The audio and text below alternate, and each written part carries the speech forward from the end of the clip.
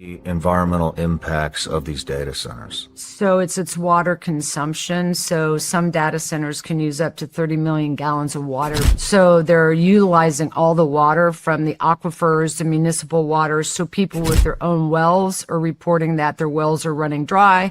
They're having to dig deeper because of these mass amounts of water that these data centers require to stay cool. They have to be cool.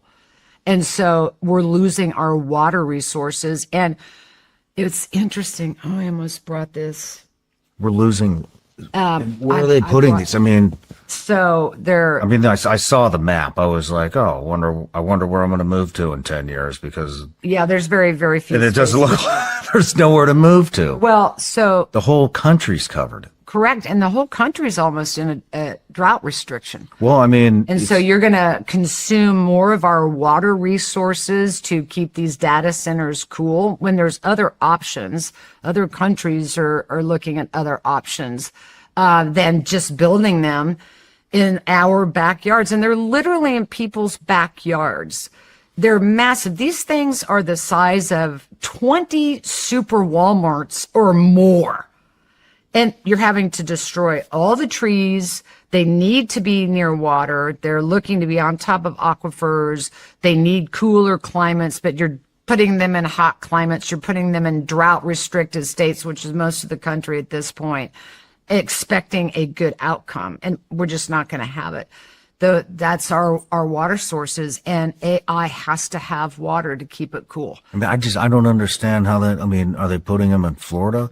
Then Florida, I mean, I don't know about out west, but Florida, I mean, you can't run your sprinkler. You can't even water your grass. Yeah. You know, they're literally worried. So many people are moving to Florida. They don't even know how the hell they're going to flush the toilets soon. Mm-hmm. We're talking millions and millions and millions and trillions of gallons of water. What size of city uses $30 billion or 30 million gallons of water? That's because these data centers are so massive. It's like I'm asking, what would the equivalent be? I think I read in the notes it was 50,000 a city with a population of 50,000 people uses that much. I saw that. Yeah, I mean, you're talking that these data centers are going to use more water than the world would consume. It's ridiculous. Now, can you reuse the water? So you can. So they're wanting to go to more closed cooling systems. And in those closed cooling systems, you still are going to be using chemicals. And here's the thing that I think there's a window here where everybody can rush in before any regulations start. And we're starting to see, now at a federal level, they're looking at regulations. They want to pass regulations. But right now it's a free-for-all out there. And so these chemicals, there's no regulations about every 2 years when you have to clean out a cooling closed system, where you're going to throw all of those chemicals. This is where, for systems that are already up and running, I'm getting whistleblowers on the inside saying that they're taking all that waste and they're just running it down into the sewers. There's no oversight, and they're now starting to get tests where this is very contaminated water.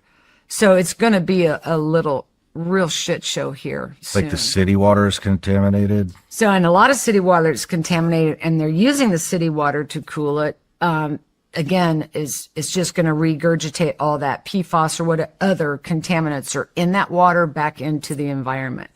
It reminds me of, like, my dad's a mechanical engineer, so he built and ran pipelines for Texaco.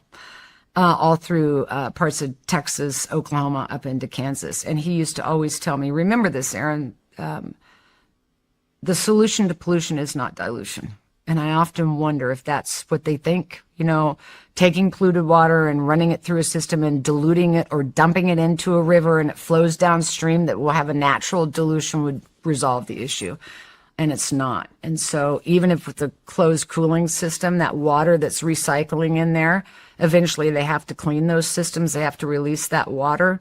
And are there any regulations to look at what chemicals are or aren't in that water before we release it into the environment and down into the drains and just create another pollution issue. We're doing the same thing over and over again, expecting a different result. I have watched this since I began my work in Hinckley, California. I was 31 years old, and I am 66 and a grandmother of 5 today. And we are doing the exact same thing over and over again, just expecting a different result.